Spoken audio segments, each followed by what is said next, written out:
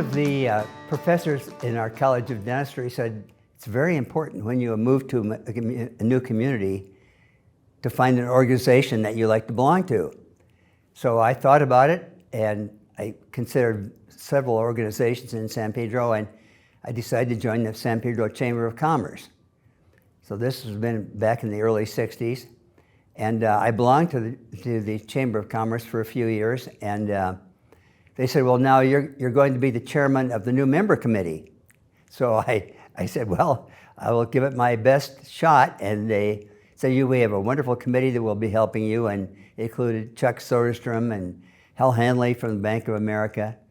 Harry Root was an attorney. He was president of the chamber, I think, in those days. So we had a wonderful campaign, got a lot of new members, and I do remember Benner Martin was the editor of the News Pilot in those days, and he had a regular column, and one day he wrote, Dr. John Goode, energetic young dentist here in San Pedro, just conducted a very successful membership campaign, lots of new members. It was so successful that he's been invited to become a member of the board of directors of the Chamber of Commerce.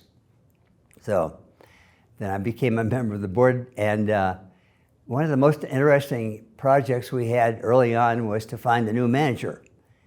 And so we considered lots of candidates, and the one that we selected was a man named Ken Jordan.